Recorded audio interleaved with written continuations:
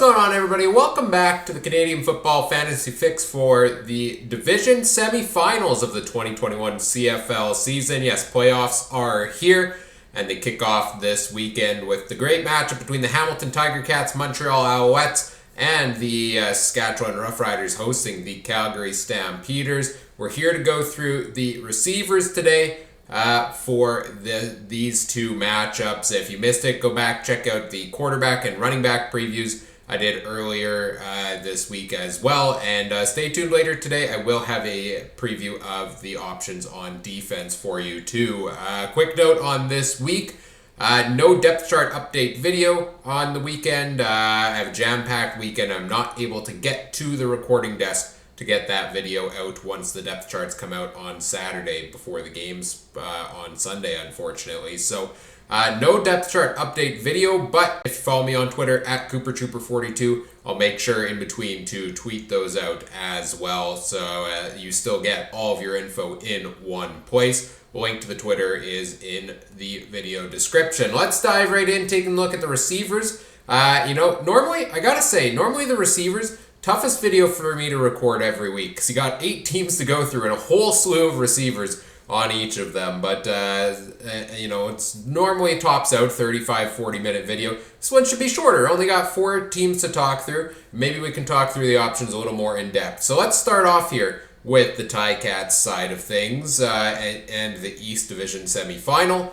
For Hamilton, Braylon Addison has missed the past couple of games due to injury, and while he has been practicing and has been limited in practice, so far this week it seems like he is not going to be ready to play, according to head coach Orlando Steinauer. So whether or not Braylon Addison plays, I still say stay away from him. He's pretty expensive at $10,818. You need 27 points out of him to get 2.5 points per $1,000 you spend, and I think that's a tough total for any wide receiver to hit. And I don't think he hits that this week. I think it's gonna be a tough, decently low-scoring matchup between Hamilton and Montreal here, and I do not think that Addison, who's been averaging 14.8 points a game this year, hits that 27 mark. Brandon Banks' salary has changed tremendously for the fantasy playoffs. So all season long, he was up around $10,000 to $12,000, and it just wasn't worth it. Averaging just 11.8 points on a year, that's a huge disappointment. He's been a red light option for me every single week of the season, but they've adjusted some salaries for the playoffs. They've dropped him to $6,688, and I figured if I'm going to green light the 2019 MOP for any week this season, it might as well finally be once they drop his salaries. So you need 16.7 points to hit your full value out of Brandon Banks. He hit that a couple weeks ago against BC, where he put up 22.1 in his best game of the year. 14.5 after that, and 12.4 the week after that. He has a pretty decent floor more often than not this season, where he's hovering around at least 10 points. With his salary this low, even if you're getting 13, 14 points and it's not quite full value, you're still getting good bang for your buck out of Brandon Banks. And, he's the guy. He's the leader here that Hamilton, I could see leaning on to try to pull ahead here in the East semifinal. So I'll give Brandon Banks the green light this week, and I sure hope he proves why I am doing so. Tim White has been one of the best receivers in the league all season long, and one of the best receivers for sure on the Ticats. He's been a nice surprise this season, a consistent producer, and his salary has risen. He started the year at $2,500. Now he's at $6,422. You need 16.1 points out of him. He is the second most expensive one starting for Hamilton in this game, assuming Braylon Addison is out. Last 4 weeks, Tim White has put up 21.8, 9.3, 16, and 14.7. So he's had 3 really solid weeks in his last 4 games.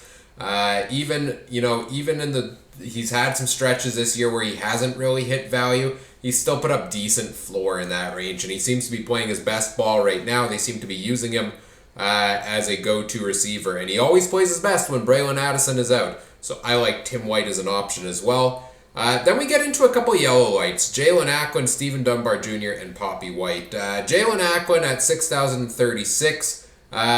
seems to be hit and miss at times for me. I would greenlight him, but I've been burned so many times by that, and that just shows that every week you think he's going to do good, all of a sudden maybe he doesn't, or vice versa. In his last 6 games, he has put up 4 of them of 2 points per $1,000 or more. He's at a 21.6, a 15.8, a 13.5, a 13.4, but he's also at a 2.5 and a 6.8 in that range, which were vastly disappointing at that salary. So I think Jalen Acklin is a pretty good play still, and that's why I have him up there as a yellow light, maybe near a green light, but I am concerned about the inconsistency at different times throughout the season from him at that price. Stephen Dunbar Jr., $5,562. Last week, he hit full value at 13.9 points. He has hit his full value in 3 of the last 5 games, close to it in the game before that as well. Much for the same reason as Jalen Acklin. He's been pretty consistent. He's close to green light option here for me. But he did have a couple big dud weeks there in the middle. And it seems like Brandon Banks is, picking up steam here later in the season. What does that mean for guys like Acklin and Dunbar Jr.? I think Dunbar is more of a touchdown-based guy. I think that's hard to bank on necessarily with such a talented receiver crew here and a tough Montreal defense. So a yellow light on both of those guys for me. Poppy White is a yellow light just based on playing time. Last week, he did handle the return duties in the final game of the year for Hamilton and got a little bit involved in the offense, put up 7.8 points in that game. He's a cheap value play if you're looking for one, but I think more likely than not, he's in a backup role or not even dressed this week, so I would be cautious in that regard. And then a couple of other guys here, David Ungerer, Tyler Ternowski, and Nikola Kalinic. I don't think any of them produce meaningful enough fantasy points to be worth putting in your lineup for this week. Moving to the Montreal side of the matchup, Eugene Lewis missed last week due to injury in their game against Ottawa. I think he has been practicing this week. I think he might have missed 1 day of practice, but he was there for a couple others, so you'll have to continue to monitor that and see where he falls on the depth chart. If he is in the lineup, the price is too high for me. In the playoff mode, you have a $30,000 cap, so you're committing a third of your salary cap to one guy here in Eugene Lewis. And while he's had a good average on the year, 16.4, and him and Weineke are going to be the 2 go-to guys in this offense, I do have some concerns of him hitting that really high price, especially if he's potentially still nursing a little bit of an injury. Last game for him, he did put up 23.1. He's had some big games like a 34.6, a 25.2, a 29, but he's also had 3, 4, 5 games under 10 points this year. So it's kind of hit and miss, and I would rather go with a cheaper option than Eugene Lewis.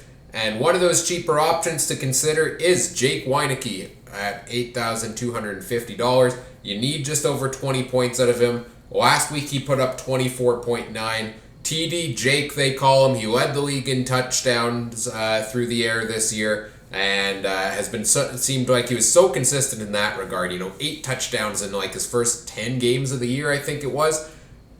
But then he dried up his production level, in recent weeks until that big game against Ottawa in the season finale. The 4 games prior to that, he had a 16 and then 3 games under 5 points. And if you're spending $8,000, that's worrisome for me there. I do think he is still a good play this week. Hamilton does have a pretty stingy pass defense though, which worries me there a little bit. But if you're gonna buy in on the Trevor Harris magic that he's been able to put up in the playoffs over his career, and you're gonna see, and if you're banking on a good passing game here for Montreal, well then Lewis and Weineke are your 2 go-to options there, and Weineke's about $2,000 cheaper, so I like that play potentially. Quan Bray, I think, is a red light, 5,623. He's averaged 8.2 points on the season. Really hasn't dominated a game. He is rightfully so that 3rd or 4th guy in the receiving corps. It's going to those other big names we've talked about already. Highest point total for him on the season was a 12.7, so he has never hit the full value at his current price. I say stay away from Quan Bray. Mario Alford has missed a lot of time this year. Has been on the 6-game injured list. He's now off the 6-game injured list and has been a full participant in practice all week. So that makes me wonder if he gets back in to handle return duties in this game.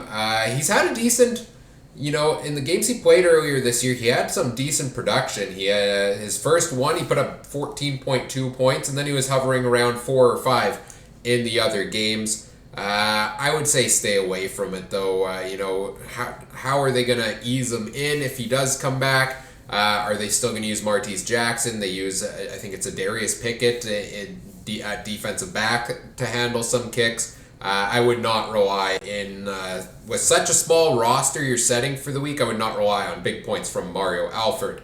The one option I am green-lighting from the Alouettes is Reggie White Jr. because his price is still low and he is nothing if not consistently putting up good value for you. He's played 5 games this year. He's averaged 9.5 points a game in that range, third best among Montreal receivers.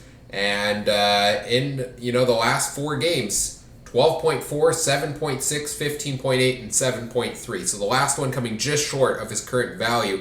But that's almost 4 straight weeks of hitting the full bang for your buck. So I do like Reggie White Jr. If you're looking for a value play for your fantasy lineup this week, I think he is the best one available to you. And then you get into Dante Absher and Keon Julian Grant. Neither of them hit much production level in their times in the lineup, so I say stay away from either of those options. Moving into the West Division Semi-Final, we have the Riders as the home team taking on the Calgary Stampeders. Let's start with the Saskatchewan side of things. First of all, for the Riders, Duke Williams did miss the last game of the season for them. I have to assume that was just a precautionary thing because he has been participating in practice. He's a yellow light for me, $8,781. You need 22 points out of him. I think if Saskatchewan is going to get the passing game going against Calgary, it's going to be with Williams playing a pretty important part. We saw in the last game he played, he put up the big 28.6 points against Edmonton. They went to him on the deep ball over and over. He had a lot of targets his way.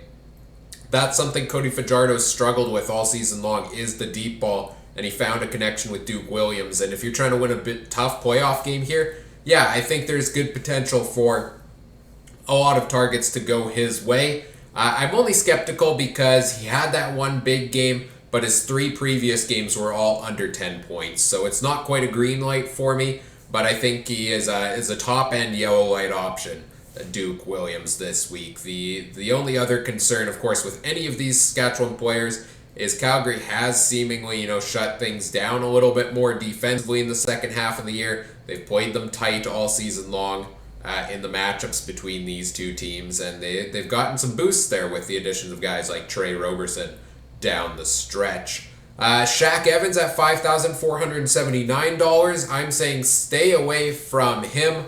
Ever since he has returned to the lineup from injury, he just has not found the success to be worth putting him in your lineup, even at that price, in my opinion. 5 games played, he had an 11.1. Everything else was 6.5 or under out of him so far. So 6.8 point average for Shaq Evans. I do think they need to get him involved in the offense a little bit more, but I like some of the other options a little bit better, and I think you can spend better money than on Evans. 2 of the guys that I think could be worth potential plays here are Keon Schaefer-Baker at wide receiver for the Riders, $3,936. He's had himself a fine year, 9.5 point per game average.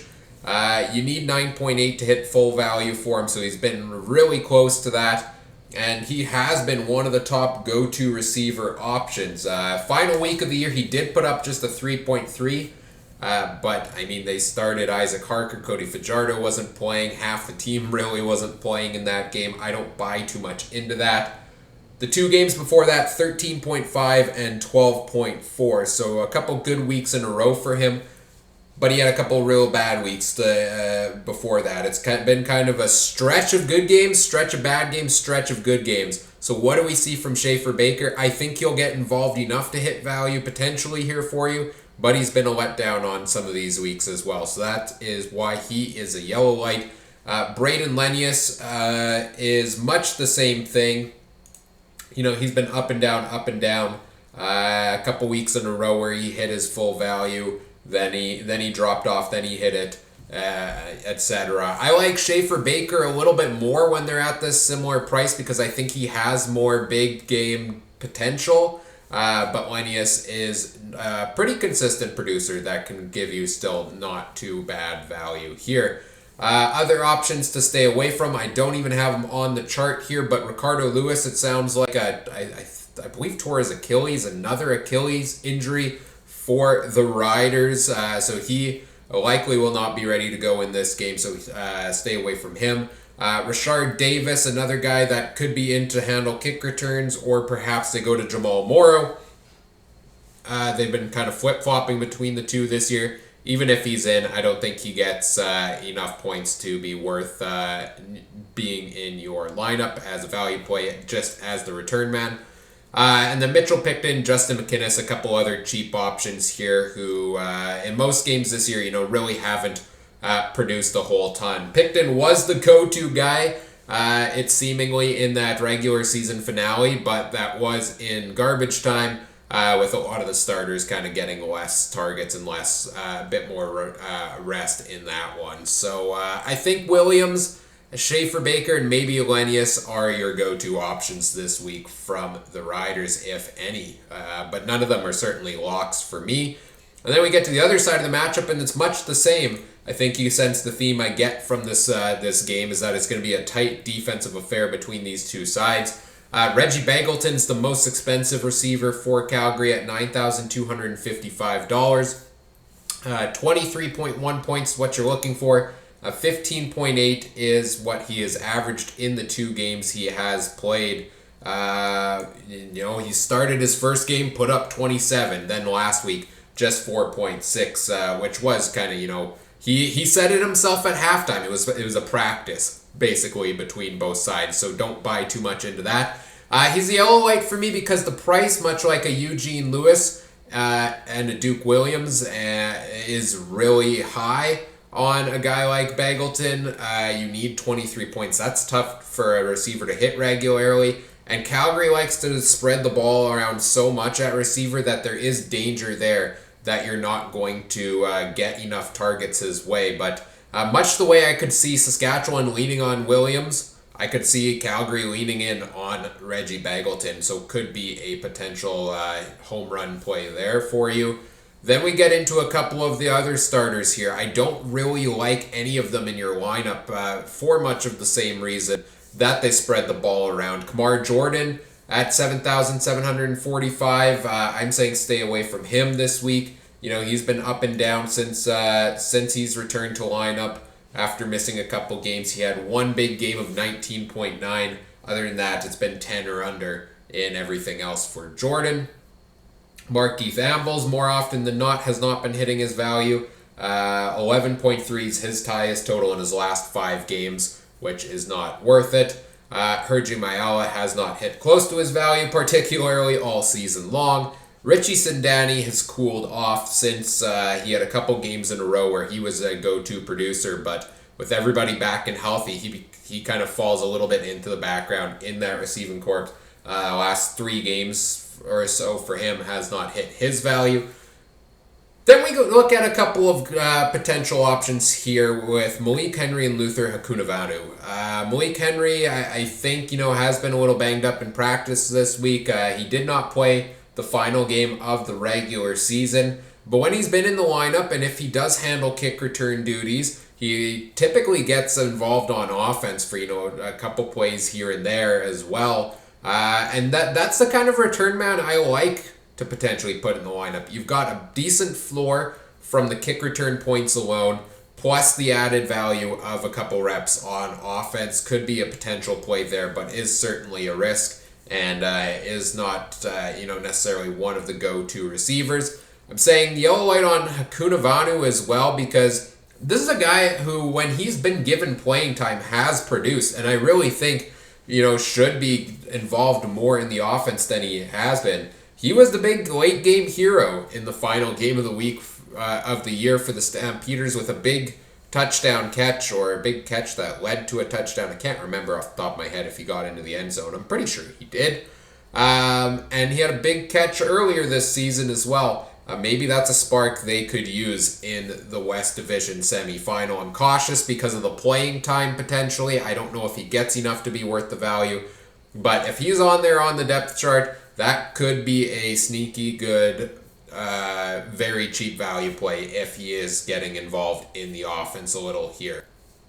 Colton Hunchak, hasn't really produced a whole ton. He's typically in a backup role. Might get a catch or two each game, but not worth putting in your lineup. And then Sean Bain, also a yellow light for me. If he is in the lineup, I think he has missed some practice time this week as well. Kind of like Malik Henry, except cheaper. A guy that would likely, handle returns and potentially get in on offense for a play or two. But certainly none of these guys are locks to me for this week as well. So it is a tough week at the receiver position. You're looking at, the only guys I've given the green light to are Brandon Banks, Tim White, Reggie White Jr., and then there's a couple of top-end yellow light picks there as well to help you round out your rosters. So it's tough to pick in these division semifinals because teams make the playoffs for a reason. And it's because they're good teams and they've got great defenses in a lot of these cases as well. So those are your options for receivers. Stay tuned later today. I'll have a defense preview out as well. And if you missed it, go back and check out the quarterback and the running backs. Reminder, no depth chart update out on the weekend due to my busy schedule, unfortunately. But you can follow me on Twitter at CooperTrooper42 to get all of the depth charts as they come out. I will tweet them out there as soon as I am able to do so. Do all the YouTube things, like, comment, subscribe. Let me know what you liked, what you didn't. If you have any fantasy questions, put them in the comments section or tweet them at me. You can find the link in the description. And if you want to play CFL Fantasy alongside myself and other viewers, there is a link in the description to the Canadian Football Fantasy Fix group on the official CFL Fantasy site. You can play alongside myself and others throughout the entire 2021 CFL playoffs. As always, thanks for watching. Take care. Have a good one. Bye.